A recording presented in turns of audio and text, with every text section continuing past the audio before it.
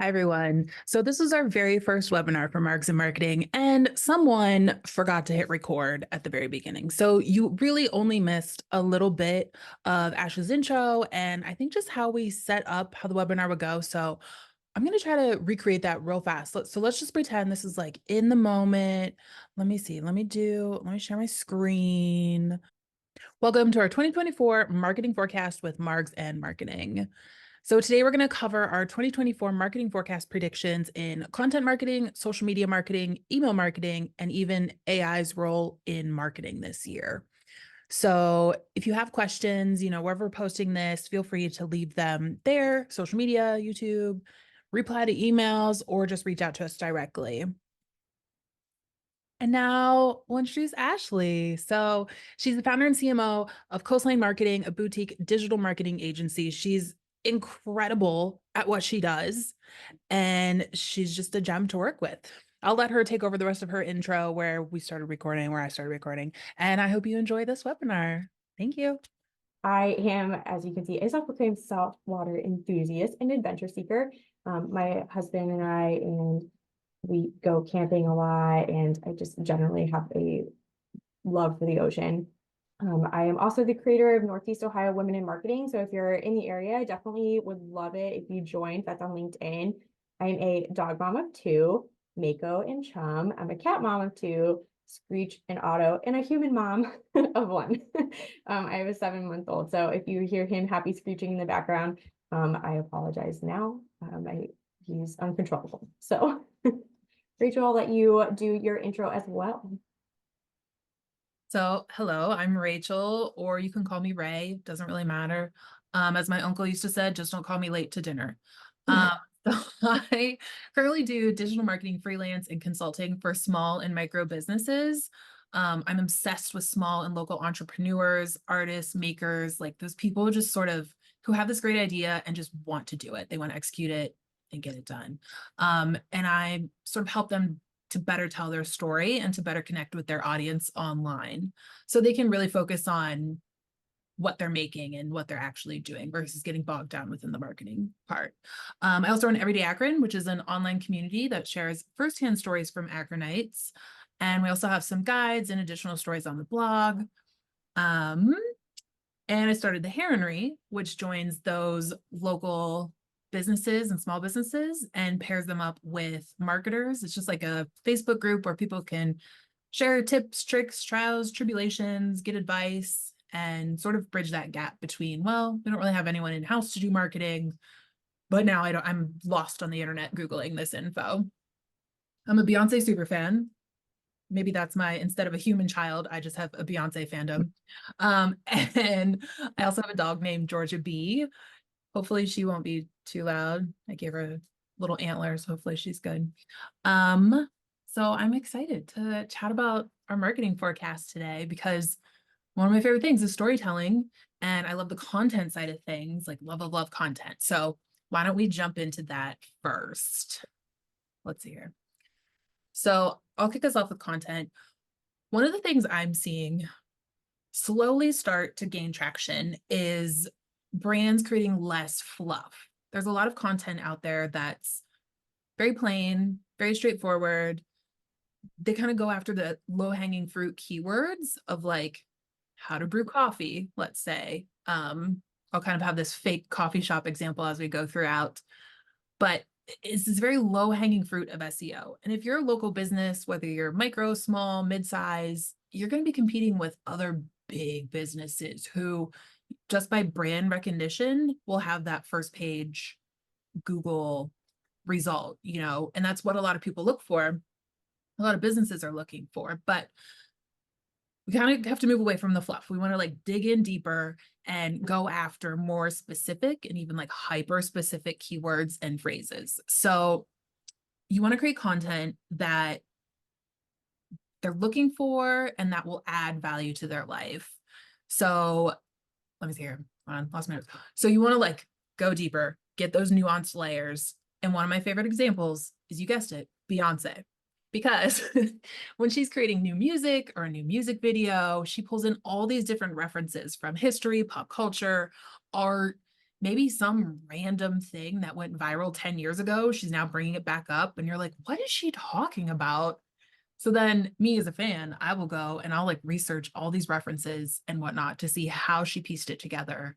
And, she just winds up creating a new, interesting, engaging piece of art, which is incredible. So you don't have to be Beyonce, but try to go a few layers deeper, create that like good, engaging content instead of just fluff. So here's an example of what that could look like for a B2C business. This is where my fake coffee shop comes in. In addition to a margarita, I do have iced coffee here too. So be a little woo. But so we have our coffee shop. So they could easily share info on where to buy high quality coffee and then encourage people to buy their coffee because it's a local and high quality. Maybe it's like a new blog post. Well, okay, sure. But let's go a little deeper. Let's add some layers on. What exactly does high quality coffee mean? If we put that in quotes, like, okay, if you're going to charge me $8 for a latte, why should I want to buy from you? Sure, your shop may be a little fancy, but I want to drink coffee. I don't want to sit in your shop for a week, Mhm. So explain the differences.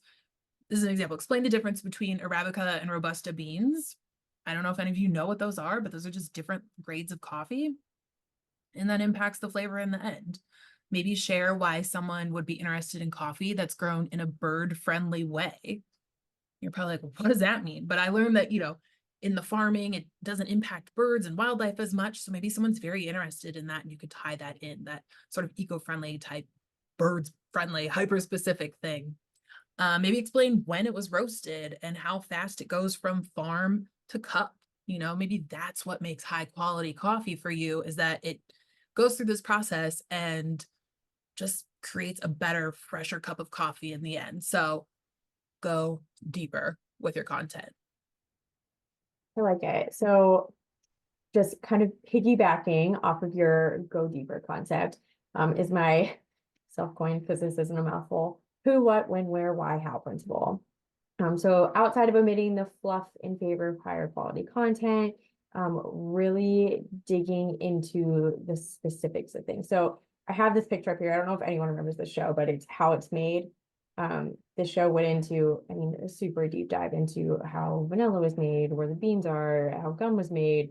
Pretty much anything you could think of, but I really loved it as a kid. And I'm ashamed to say, I don't know if they still make it. I wish that they did, but this is kind of what I'm referring to with this principle of that who, what, when, where, why, how. But let me explain it. So I feel like we all hold our like secret recipes going along with our Margs and marketing theme here, and how we do things in our jobs super close to the vest. So in marketing, we don't necessarily want to tell the world how we craft a story, how we got started running a business. We share, when the best time to post is, but we don't share exactly what metrics we use to get that data, where we pulled that data from, how you too can find it and write the same content article for your specific industry. Instead, we give these vague answers to these common questions, right? So your best time to post is in America from 6 a.m. to 7 p.m. Not super helpful. So why? What if instead we told our audiences everything upfront? I truly mean everything. We educated them. We left no questions unanswered. I'm not talking about simple FAQ sections or blog articles, which are great and you should definitely have. But thinking bigger. So YouTube series, podcasts, how-to guides, infographics, maybe a Netflix series, really diving into the who, what, when, where, and how. So first instinct for me when we were talking about this, just Rachel and I together, was why would we tell someone how to do what I do? Because then you're not going to need me anymore, right? But that's really not true. And I hate to say this, but as a whole, humans are lazy. That's just honest. The majority of people aren't going to actually do what you share with them to do. So taking this to the automotive industry for my example. So Rachel has coffee shops. Apparently I'm going automotive for this. So starting on the B2B side of things, I started thinking about the car manufacturer Toyota. So Toyota builds cars from the ground up, right? They source materials, they construct frames, they assemble the pieces, they test for safety. The list just can continuously go on. They do everything.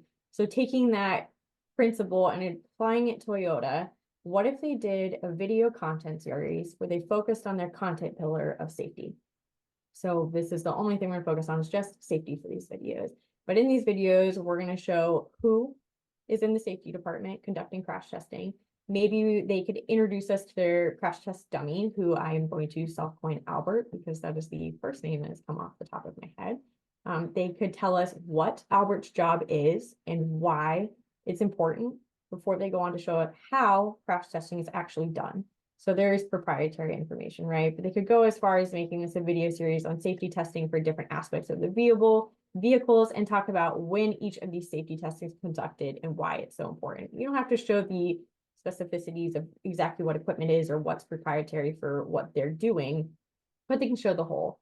The reality is that no one is going to go out and assume their own crash testing for their own vehicles, right? So they have no risk involved there, but it is going to allow their customers to have a bigger trust in their brand because they're being open and honest and upfront about what they're doing. So taking this to a little bit of an even easier kind of scenario is the B2C side of this, right? So if you think of a mom and pop tire shop, they change brakes. So what if they did a video series where they showed people how to change their own brakes? The reality is that no one actually wants to change their own brakes. They really just want to be able to brag to Bob next door that they could have changed their own brakes, but they're just too busy. So show people what to do, build that relationship, give them the information up front, and they're still going to come to you.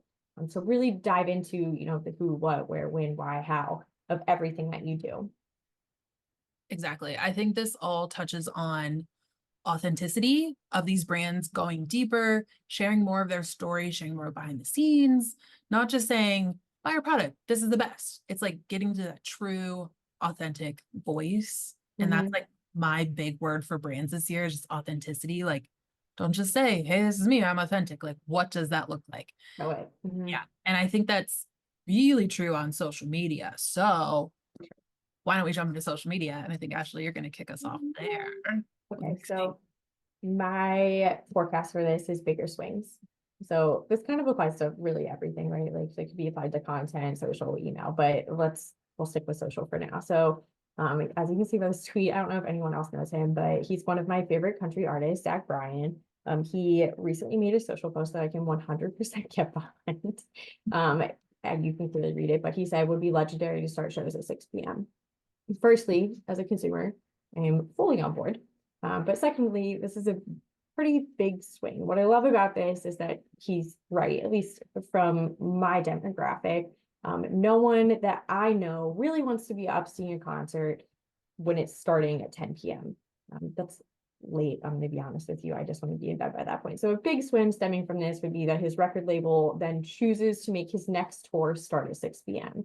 So he's kind of giving the metaphorical middle finger to the music industry norm and doing what speaks to him and his audience instead.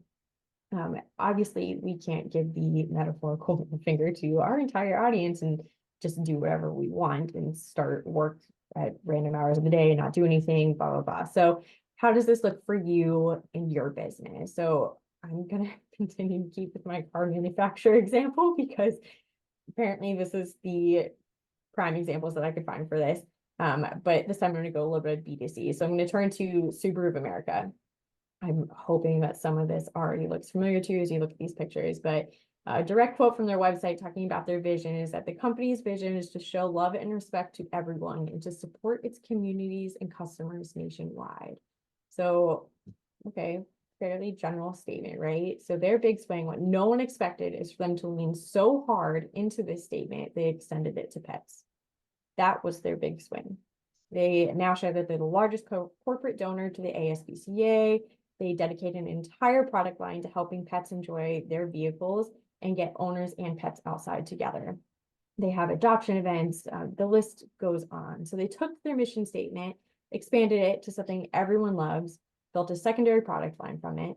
And really, right, the core of this is that they went away from what everyone else in the automotive space was doing, and it paid off big. So internally, as you're kind of sitting here, start thinking about what your big swing is. So what's something that supports your mission, your vision, your values that you can expand on make fun, light, connect to your audience in a meaningful way on social media. So you don't have to have your answer right now.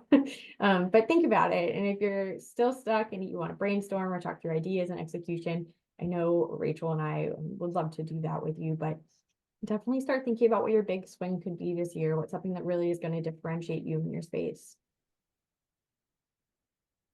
And one way to share that big swing, let's say, is through video. That is my biggest takeaway for businesses on social in 2024. I feel like everyone has been saying this for years, like do video, do video, do video. And I still see brands not doing any video. So, businesses have been very slow to incorporate that, which sometimes it's not their fault, I'll say. Maybe they have budget restrictions, skill levels vary. Maybe there's not someone on the team who can actually take this over. But then, of course, there are those business owners who don't see the benefits. But how can you see the benefits if you haven't tried it? Like, let's just try it, okay? So you're going to stunt your growth on social media and in connecting with your audience. So I am saying to do more video, but please note that I'm not saying to take your social media and make it 100% video. You don't have to go that far. If you want to, great. But please don't feel overwhelmed to be like, oh no, I got to buy a giant camera and all this editing software and whatnot. Instead, because short form video is still rising in popularity, I want you to start small. So try a video here and there, show what you're doing, maybe share how business is going. Maybe that some cool thing just really happened. Like you have an order of 1,000 units going out to so-and-so. Maybe just share a little peek at that.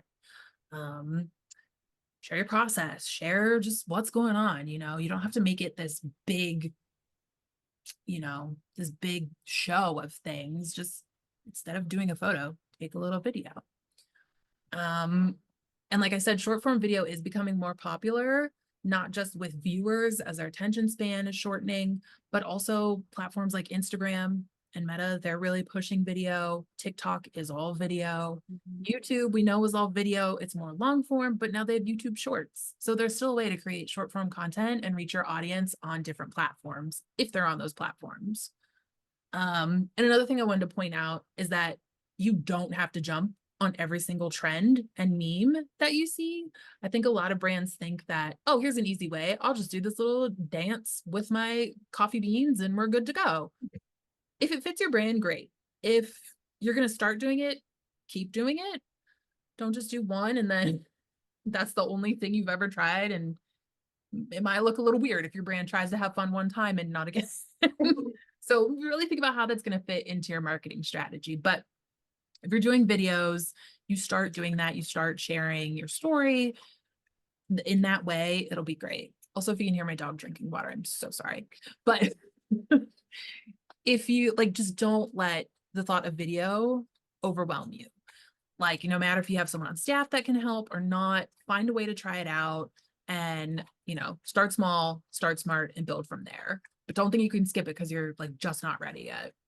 Okay, so I did have someone ask me this question the other day prior to this, webinar that I wanted to bring up just so we addressed it real quick, is if it's a good idea to only have one person be the person that does video for your company. So I, for instance, used to work at a pet company and we had this conversation a lot, right? So we had, hey, the owner's dog, that was kind of our mascot of sorts. And so we had to have a game plan of, what happens if this dog passes away. Morbid, sorry, took a turn. But anyway, kind of the same concept with employees. What if that employee leaves?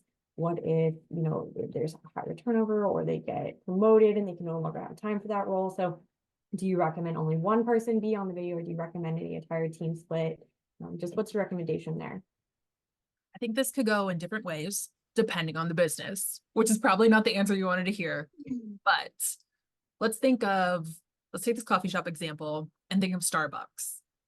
What one person is Starbucks? I don't think there really is one person at this point. Maybe we could take the example of Jenny's ice creams. There is an actual Jenny behind Jenny's ice creams who started it. Maybe 10 years ago, she would be that face doing the social media saying, hey, here's what we're making today. Here's what we're developing. Oh, I'm at a scoop shop down in Texas. Here's what they've got going on. But now that she's kind of stepped away from the business, I can see them sort of opening it up and showing off more people. on Mhm. video, on camera, to sort of have that through line of consistency, Right. and people sort of start associating that face with your brand and being like, oh wait, what's going on with their ice cream lately? Mhm. Um, but also I know there are some businesses, people don't feel comfortable being on camera, or, they're like, I gotta work on this other stuff. Like, leave me alone. I don't want to be on video. Yeah. That's fine. Use their expertise in a different way to maybe help plot out, um, a little script for yourself to do a voiceover, or maybe they can help explain a really technical process that you can then break down and make it easy just in a short, like 60-second video. So Mhm. it's not as simple as like, yes, pick one person and go, but there are ways to kind of like look around and see what you can do, get creative. Yeah. Um, if we want to take my coffee shop example, um, just this general local coffee shop, maybe they don't have a marketing person on staff and they can't outsource video production. Mhm. In my opinion, I think the owners or managers should find a creative person on the team who either already does some video just on the side, maybe they're interested in learning more, and have them create content for social media. And even better, this is my pro tip of all pro tips, and I think everyone would appreciate it, is to compensate this person for tackling this Mhm. new project. And if you're not going to like monetarily compensate them, give them some time back. Be like, hey, don't feel like you have to do two things at once, take this chunk of time and then Mhm. create content. You just don't want to keep throwing stuff on their plate and be like, oh, our video's not working. Why not? Well, because your person doing it is overwhelmed. Anyways, so this person at the coffee shop could start small. Maybe they just film someone making different drinks and share that process and, just show through different clips, video clips, how that goes, and Yeah. then put some music over it. So really, no one's on camera. You can just show their hands and no one has to worry about doing a voiceover. Just put some music over it. But if you want to level up a little bit, maybe you can do a voiceover. Someone can explain the roasting process or different facts of the cafe, like what's going on this week, what's new seasonal specials. And then let's say you're starting to feel really confident with video, do some on-camera interviews, interview the staff, ask what their favorite drinks are, how they got into being a barista, maybe they support local shops around town. Then your audience viewing that video will be able to better connect with your brand, and then they'll want to come in and see what those new seasonal drinks are, or see, maybe this coffee shop has their own Albert, not a crash test dummy, but someone who's just slanging espressos, and they'd be like, oh my gosh, I kind of know him, I want to go in there and say hey. So just have some fun with it, Love don't it. overcomplicate it, just have some fun with it. Love it. Okay, so now that we've like exhausted social media, again, I have to reiterate that we do have a guide that we're going to send to everybody that really goes in depth on every single one of these topics, so even further than what we talked about. But want to keep us moving. So talking through email marketing, it continues to make me laugh that every year that they predict that this is the year that email dies. I'm here to tell you that email is again not dead. There are definitely some things that you should keep note of for the years and things to forecast for. So one fairly simple thing is dark mode. So according to EarthWeb, more than 80% of people actually use dark mode. That is not me. I'm not in that 80%. I'm still using light mode. But for anybody who may not know anyway, dark mode is a reverse color scheme. So it's the white font is used on a dark background. So if you're an original like me, right, then you see the white background with the black font. So this is just the reverse. So when you're thinking through email, just going to keep this kind of high level really quick. Emails get rendered in 3 different ways when it comes to dark mode, just things to keep in mind. So there's the no change mode. So you're not going to be viewed well at all, right? It's just going to look like black on black, so a blob. The auto inverted color mode. So the advantage here is that you don't need special coding, but the downside is that you can't customize.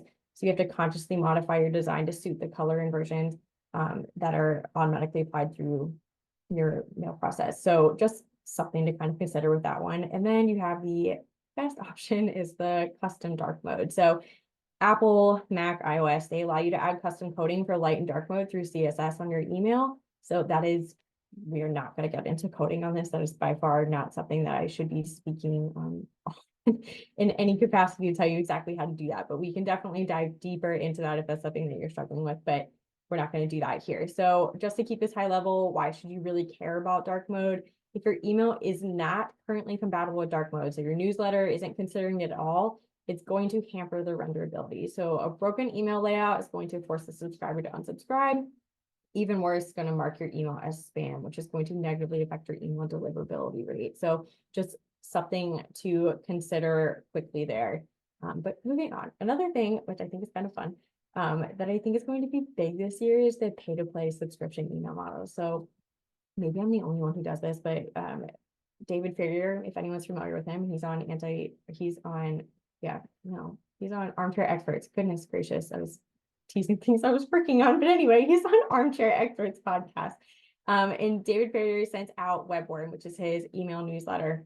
And so currently Webworm goes out, you can, as you see on the left-hand side, you can subscribe for his email investigations, his quirks, oddities delivered direct to your inbox. So this specific newsletter is a great example of the pay to play. So he sends an email out to his entire audience, right?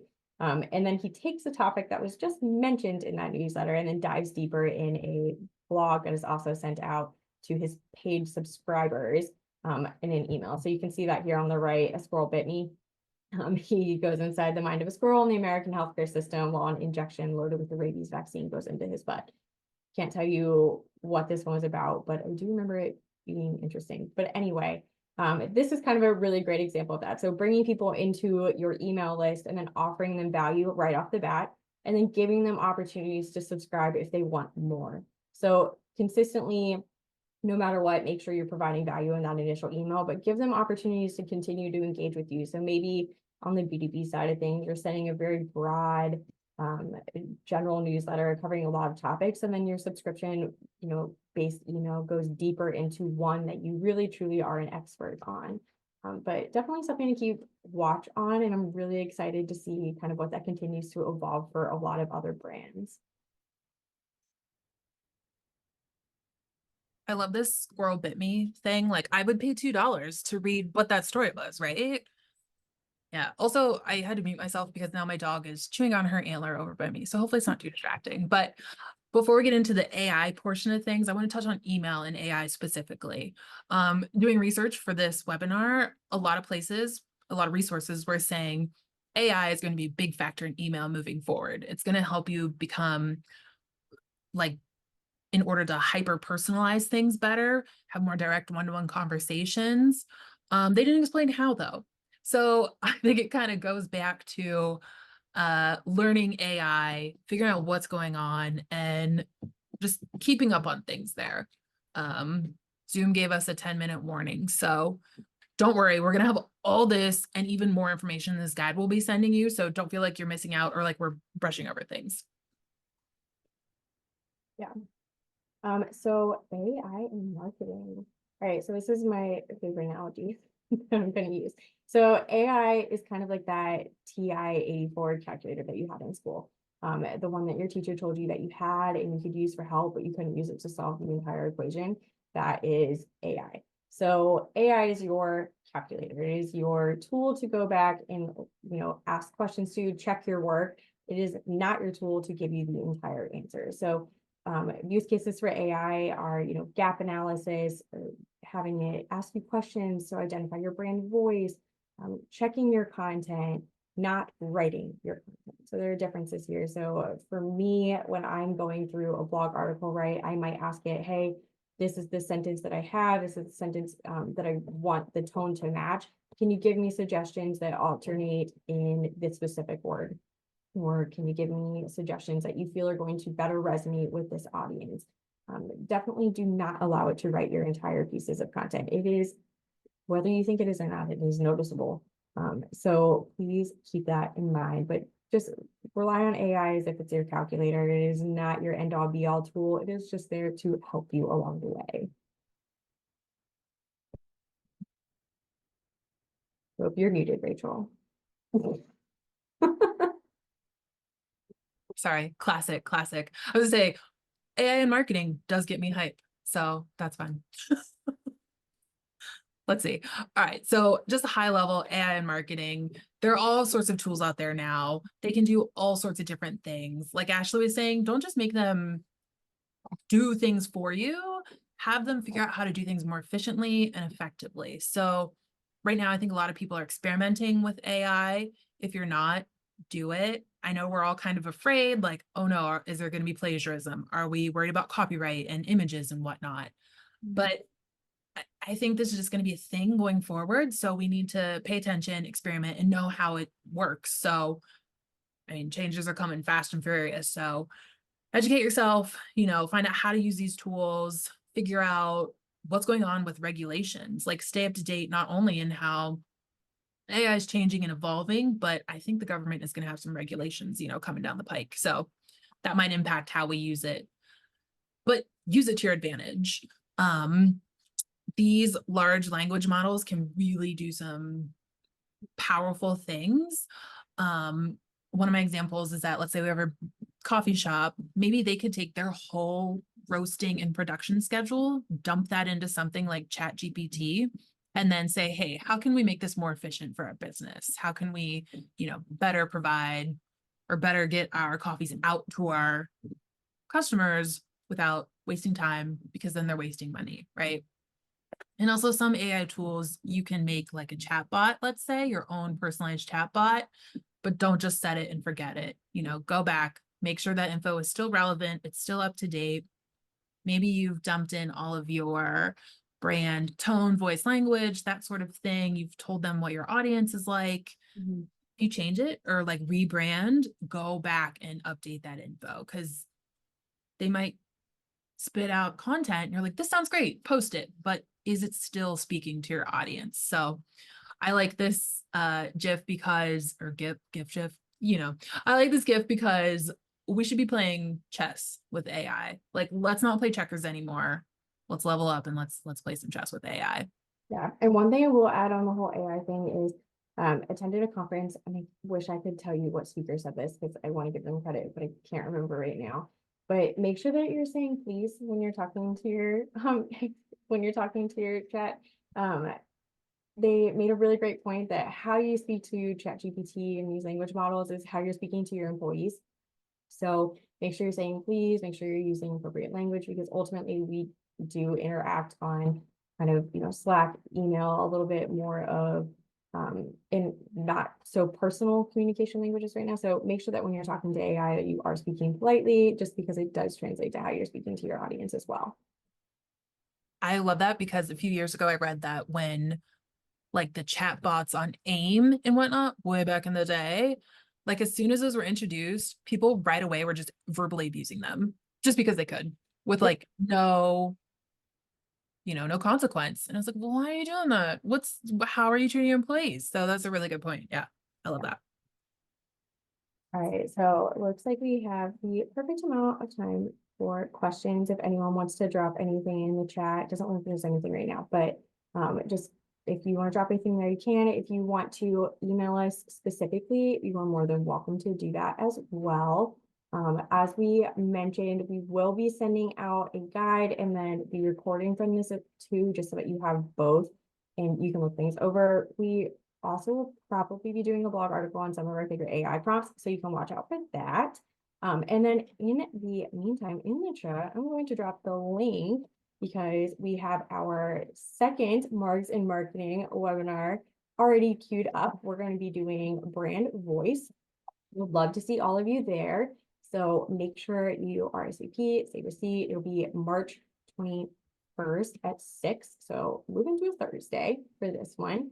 But we've had an absolute blast with all of you and really appreciate you coming out for this. And again, I just feel like we need to do a closing cheers before we leave. So cheers. I appreciate it.